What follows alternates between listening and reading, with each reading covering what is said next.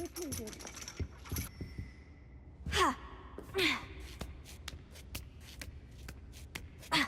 Ironically, I didn't see ahead of time how bored I'd be in divination class.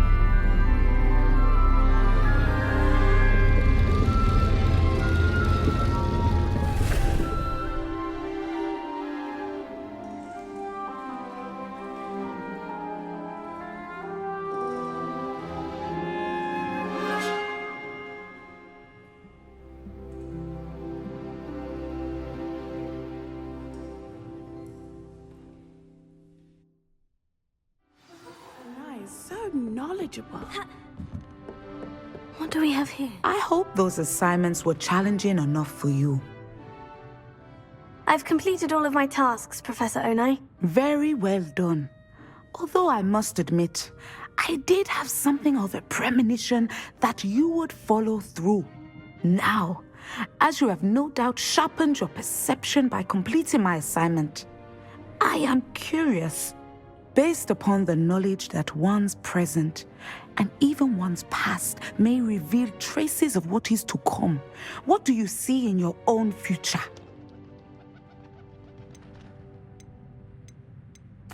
I see good things. After all, the future's mine for the taking, and I shall take what I must. The future is not etched in stone. It can be carved out by those with very strong wills.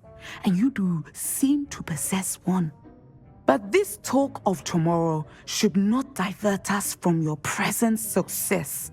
I shall inform our good deputy headmistress of your exemplary performance.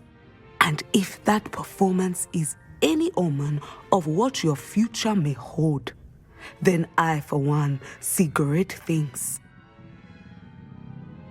Channel your magic towards your targets.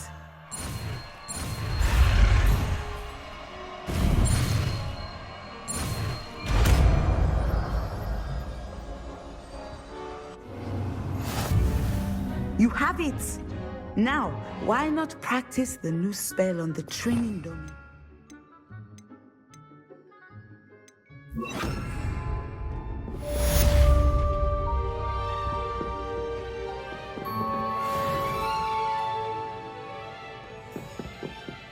Send it! Professor, do you have a moment? I do? I was wondering how you decided to teach divination. The art of divination is an important yet often misunderstood branch of magic. Those of us who possess the sight are rare, and, as is often the case with the unique among us, we can frequently be misread, even feared. When I was granted the opportunity to teach others about my gift and the good it can do, I was most grateful. I see. Natty told me that you and she moved here from Uganda, where she had attended Wagadu. Yes, Natsai and I both loved Uganda and Wagadu, but we are happily settled here now. I had foreseen such a change, but did not know the details until it occurred. I was glad of the outcome. You would be wise to remember that the consequences of our actions are complex.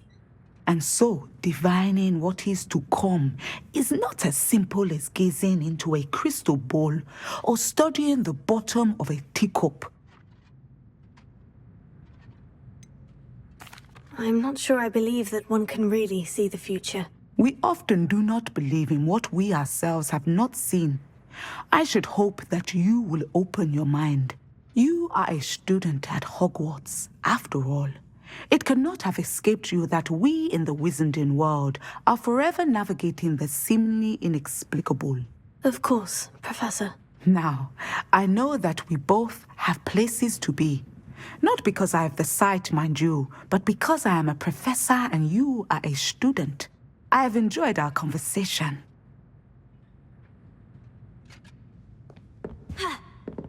Sender! Excellent. I think you have it.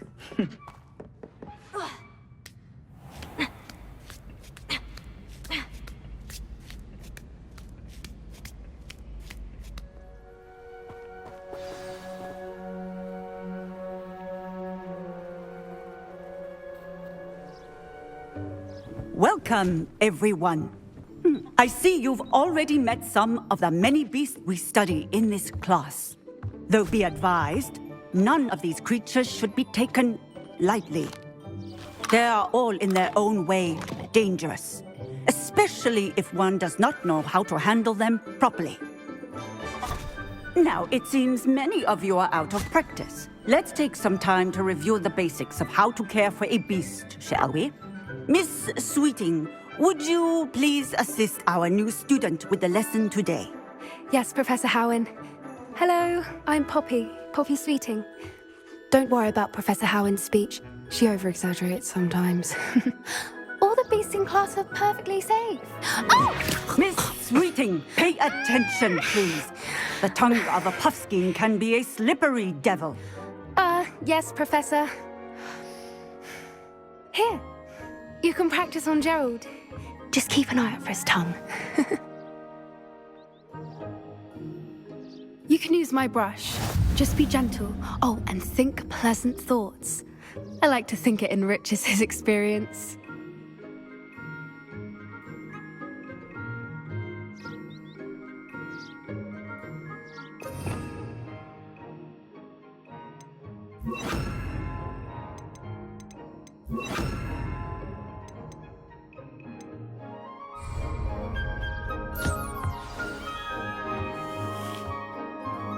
That's lovely.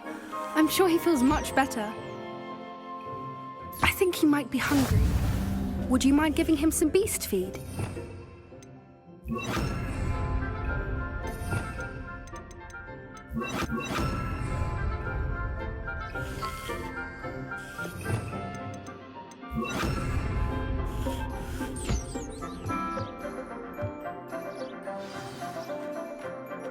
What do you suppose the pellets taste like to Gerald?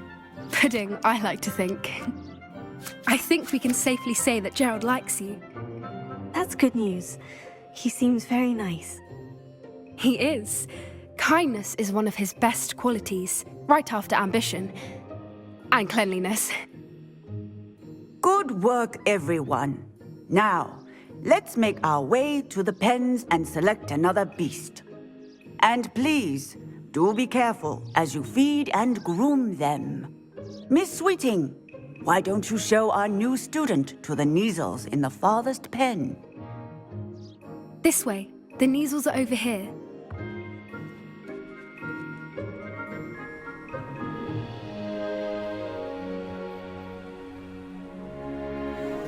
Oh, couple of Kneazle whiskers ought to get me a few canuts at least. Enough to buy something from Honeydukes.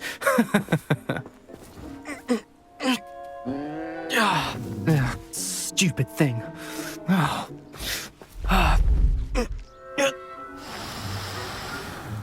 What in Merlin's name are you doing? Tuss, peculiar Poppy. Worried about a worthless little rodent. Her name is Persephone! Her name is Persephone. That's really not funny.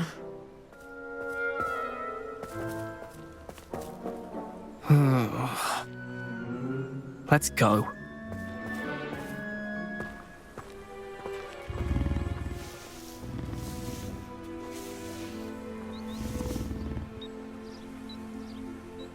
Those two don't belong anywhere near this class. Poachers in training. Persephone was onto them instantly. Thank you for your help. Let's carry on. Feed and brush the Kneazles, just... Where are the lions? I would like to see a huge Gryffindor lion in this class. What would you like me to do next, Professor? Assist Miss Sweeting at the Kneazle enclosure. She will need help brushing and feeding them. You will find it is similar to your work with the Puffskeins.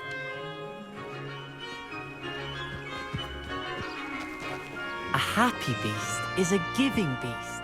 That's what Professor Howard always says, at least. If we treat them well, they'll treat us well.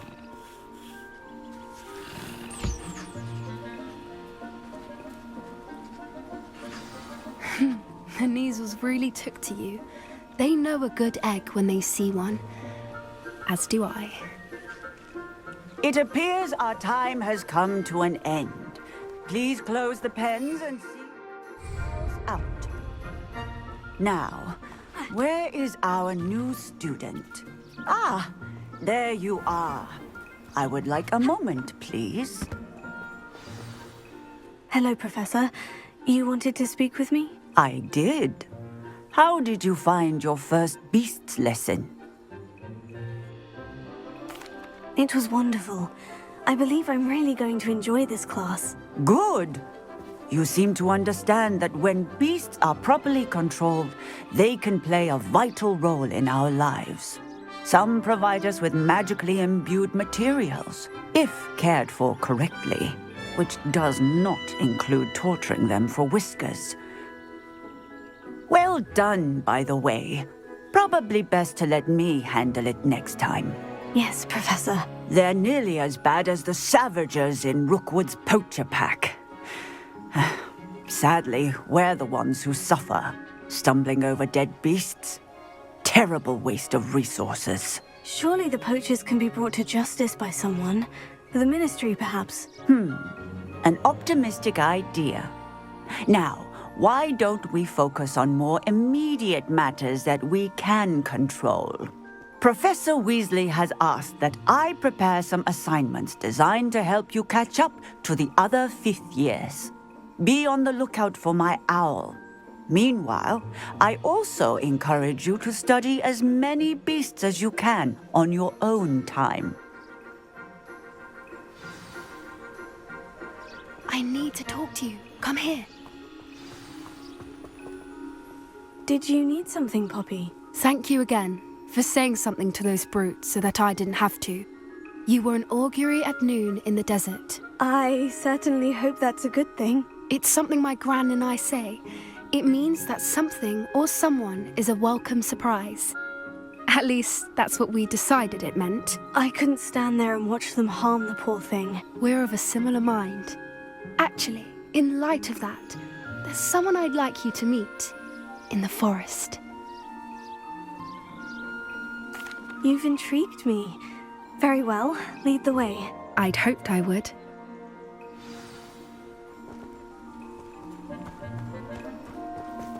I wouldn't take just anyone there. In fact, you're the first. Really? Well, I think. As I said, we think alike. Surprise.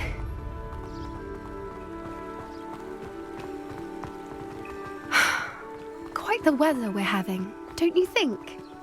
Poppy, where are you taking me? It really is much better if I just show you. Don't worry, we're nearly there. It's just ahead.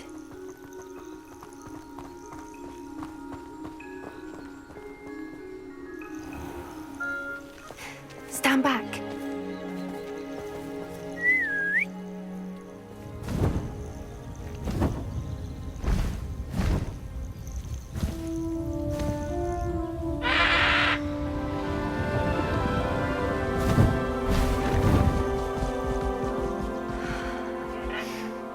Please meet Highwing. Isn't she just magnificent? Go on, introduce yourself to her. But be careful. You must always show hippogriffs the proper courtesy before you approach them.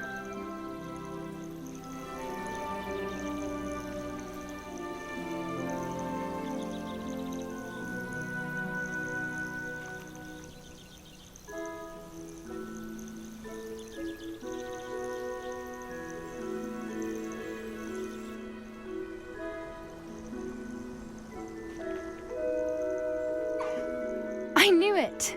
I don't think I've ever seen a hippogriff take to someone this quickly. You can feed and brush her if you'd like. I come and check on her every once in a while. Bring her pasties, tell her what's going on in the castle. You wouldn't know from looking at her, but she's a dreadful busybody.